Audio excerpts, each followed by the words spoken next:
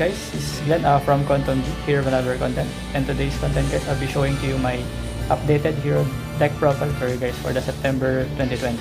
So wala pang ban list guys. So ayun, this is my current build when it comes to heroes. Yun, ngayon lang ulit ako nakapag content ulit guys. Sorry because been busy sa other channel ko sa pag-gitara. So links down below kung gusto niyo makita yung mga guitar contents ko. So without any further ado, so let's begin. For the monsters, I'll be playing double Stratos. This is their main soldier in your deck, also destroys back rows instant targeting. So I'll be playing 2 because I want to see another hero monster besides Stratos, so I'll be playing just 2. Next, for the other heroes, I'll be playing double Shadow Mist. So this is the very standard build. The standard ratio for Shadow Mist for the pure hero build. So I'm playing 2.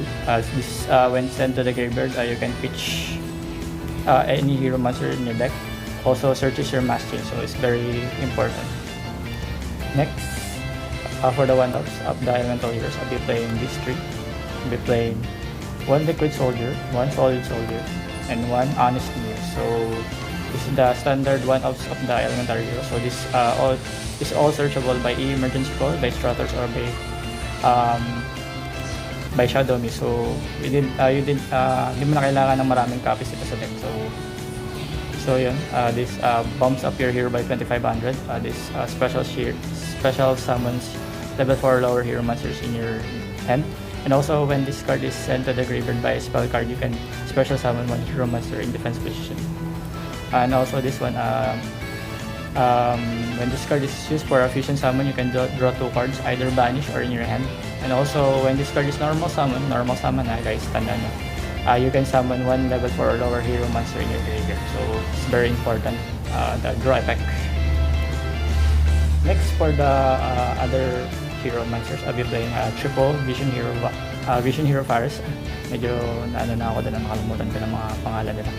So yun, triple Vision Hero Faris, double Vision Hero Lion, and double Vision Hero Increase. So ito na yung very standard na ratios natin sa Vision Hero. So ang pinaka-enabler talaga dito natin is Faris, na dapat hindi natin mabubunot to, kaya dalawa lang siya. Malas na rin kung mabunot, kaya dalawa siya. And also Vision Hero Lion, enabler din siya, pero hindi naman siya like yung mga warrior combo decks na ginagamit ko or ginagamit ng mga ano. So nasasama naman siya regardless by Faris or Increase. So yun, yun yung pinaka-very standard na Vision Hero lineup. Next, for the Destiny Heroes, I'll be playing double Malicious Sad. Kailangan na talagang double lang talaga to, kasi ginagamit din to kasi sa ibang combo variations ng besides hero. So okay lang naman maging dalawa yan. Minsan kailangan yan, minsan yan. Sakto lang naman yung dalawa. Yan. Very standard yung dalawang. Next, for the other Destiny Hero, kinat ko yung isa, yung si Dynatag. In the near future baka tagtagin ko na rin to, pero nung na-release si Dragoon, nagdalawang isip akong tagtagin to kasi skilled rin to. Once it summon, parang mawawala yung mga effect ni Dragoon sa field. So very important na din siya. And also this, every standby or when this card is special summoned by a hero effect, you can either play draw 1. So yun, that's it for Destiny Hero, and I'll be playing 1 gold. Minsan gusto ko rin siyang tagtagin, minsan gusto ko siyang mabunot kasi malakas kasi din yung Bane. Kasi para din siyang Dragoon in terms of attack and yung kanyang destruction ability, destroy all. So minsan break yung Dark Calling kasi kailangan mo kasing i-pitch to para mo may Dark Calling para maging alive yung Dark Calling mo. So yun, okay na din na meron ganito sa deck just in case mawalan ka ng firepower. Malicious Bane will give you. That's it for my hero monsters. For the hand drops, I'll be playing triple Ash, so very standard. Kahit anong sigurong deck ngayon sa metagame, tatamaan to. So decide ko dati na dalawa lang to, pero ngayon more on versatility na rin siguro yung kailangan natin para combat sa meta. Next for our, I'll be playing double crossover. So yun, sa Numeron deck, kaya naglagay ako ngayon ng double crossover para dun sa Numeron deck. So hindi kaya kasi ng Ash yung Numeron. So alam niyo naman guys, pag yung hero deck going second talaga siya. So pag lumapag yung Zexal, parang hindi na talaga, wala na tayo, end phase na agad tayo. So maganda na rin yung may double crossovers ka sa deck. Next, for the last, I'll be playing the Gamma package. So yun nga, like I said, auto lose tayo sa Zexal, kaya maganda na rin yung may Gamma. So ito yung list ko kasi currently nung nakita ko yung lumabas yung Numeron na may Zexal lock. So yun, okay na din siya, very versatile na din siya. Hindi siya nakaka-hit ng Call by the Grave. So ayun, maganda na rin to. Lakas ito pag tumama guys, lalo na pag sa salad or sa lalo na sa salad, pag na normal summon na lang Lady Debug nila, Gamma mo na agad, end phase na agad sila. Yun. So that's it for my monsters. Let's go to our spells. For the spells, I'll be playing one, Hero Lives. So yun, sad to say isa lang siya, pero when you resolve this, maganda, malakas din siya. Yun. Hindi naman natin, kaya yung, alam ko ba't ayaw nila nung nababawasan yung life points, kasi sa heroes, kasi mabilis kasi yung laban. Life points doesn't matter sa'yo kung kaya mong i-OTK agad yung kalaban mo. So yun, dati kasi kaya mo pang mambait kasi pag dalawang Hero Lives mo, magdadalawang isipang i-ash ng kalaban mo yung Hero Lives mo. Ngayon, very na to, kaya main games na lang din sa kalaban. So for the other spells, I'll be playing triple echo. So yun, sinabi ko, mag-isip ako kung dalawang Stratos or tatlong Stratos, or dalawa nito or tatlo, either way, parang gano'n na rin guys. Kaya tinatlo ko to kasi parang versatility. Kasi kung puro Stratos yung nasa kamay mo, unlike may equal ka, kumari may equal ka, yung aking concept dito guys, isipin nyo kung dalawa lang yung Stratos ko, tapos tatlo to.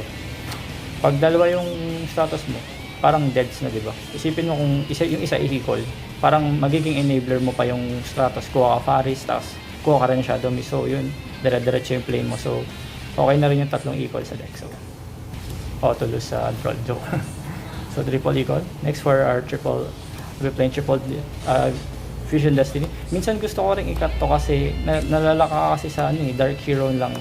Pero on top of that, maganda na rin kasi siya kasi one card combo pa rin siya regardless. Pwede mo magiging versatility siya yung in clutch pag sa time gawa ni Dystopia, to burn your opponent for 1/6 like that. So okay na din siya.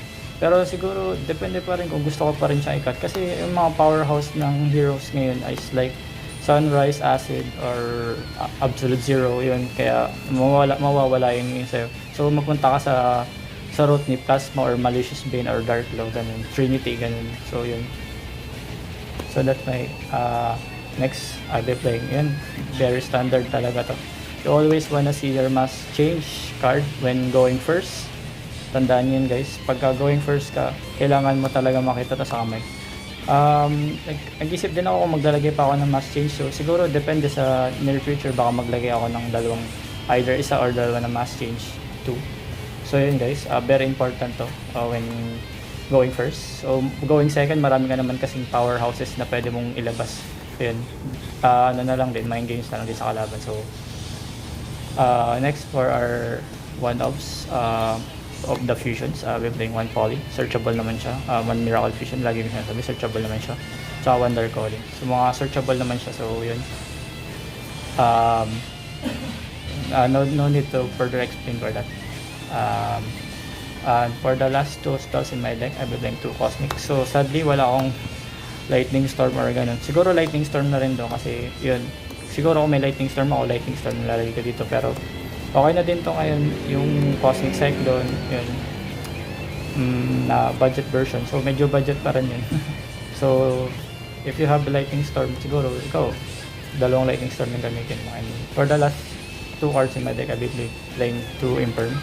If I have 3 Imperm, I'll be playing 3 Imperm. So currently I have only 2. So nadadodge na yung Call by the Grave, kaya maganda rin siya. So versatility rin siya, yun. Kung may Zexal ka pa rin or ganun, pwede mo ma-shutdown yung Zexal. For my next for my extra deck, I'll be playing double Darklaw. Standard pa rin.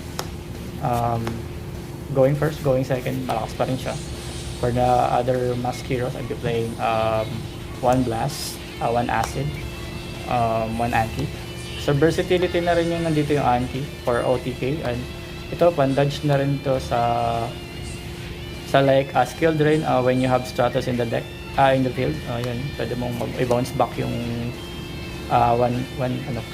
tandaan nyo guys, quick effect to, pwede mo gamitin to during either player's turn. Basta pay 500 ka lang. That's it for mask heroes. For the elemental heroes, I'll be playing these two cards. Nag-isip ako maglalagay ako ng Shining, pero masikip pa rin siya. Pero okay na din naman na dalawa lang yung elemental heroes ko for now. Kasi ang main goal mo naman kasi is to OTK your opponent. So ayun, one way to do it is to clear board like Absolute Zero and Acid. This Sunrise, parang double body na kasi. Kung may magkaiba kang element sa kamay mo, go into this, then go into this. So matic na agad na 50 to 100 agad yung mapupush mo for more damage. And also destroys ng any card when elemental heroes involving a battle. So yun, that's it for my elemental heroes.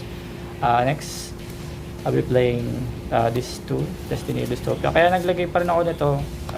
Decided na hindi ko siya i-cut kasi minsan yung magiging enabler mo na rin yung Fusion Destiny mo, sobrang big talaga na kami. So yun, magiging important na to kasi dump mo yung Shadow Mist and Malicious yun. Kuha ka Bane, ganun. Parang marami kang magiging resource nito. And also this, ayun, wala naman tayong pwedeng i-explain pa dito. Destroy cards when may iba yung attack niya. Also burn for your opponent for game. May nagawa ko nun siguro one time in the event sa TCG. Next for our last fusion cards, I'm playing these two cards, the Big Boy and also Malicious Bane, another Big Boy. So either way, kung anong pwede mo ditong in different situation, siguro yun yung pwede mong palabasin dito. Kung makunat yung kalaban mo na naka-defense lang, siguro tayo lang gamitin mo for destroy. Kung may naka-attack like yung link ng Salamangreat, isa sub-destroy pa nila kumari, ayun, 5k mo pa, di ba? Kung may Honesty News ka pa, so sobrang game niya. Or like yung sa True Draco, may diagram sila, naka-attack yung Ignis, atake mo, may 7-5 ulit. Kahit may Dark and only be 1, basta may ganyan ka lang sa field yun, pwede mo siyang banggain ng dalawang beses. Gawa kasi ng diagram, cannot be destroyed once yung kanilang True Draco. For the links, sobrang standard, seryoso guys, sobrang standard lang nung hero lineup ko. Kasi wala naman tayong kailangang ibahin kasi doon eh. Kasi ang kailangan mo lang kasi dito sa hero ngayon, well, okay lang naman manggaya ka kahit kanino kasi kailangan mo lang talaga yung pure skills dito sa hero. Yun lang naman yung kailangan mo dito eh. Ako, minsan nagtitingin-tingin din ako sa net ng mga hero decks, ganun. Ang nakikita ko lang na pinaka-posibleng maging unique sa'yo is yung skills mo. Paano mo mag-adapt dun sa isang situation, sa isang laro, ganyan. Doon ka gagaling eh. Pati doon yung sukatan ngayon ng hero, hindi doon sa pagandahan ng deck. Kasi pwede mong gamitin yung pinaka-standard na 30 heroes tapos 10 na interruptions sa deck mo. Yun. So yun, ayun, nakalimutan ko na to rin. Yun, One Wonder Driver, yun. Standard to. Kaya ito, minsan kinat ko to ng dalawa. Yung isa, nakapos ako na isa, naglagay ako ng isang generic link 4 or link 2, nakapos ako. So yun, important kasi yung dalawang double cross reader, and also one dread decimator. So yun, shoutout lang kay Konami kasi bakit ginawa nilang common lang to. Dapat ito nilang yung secret.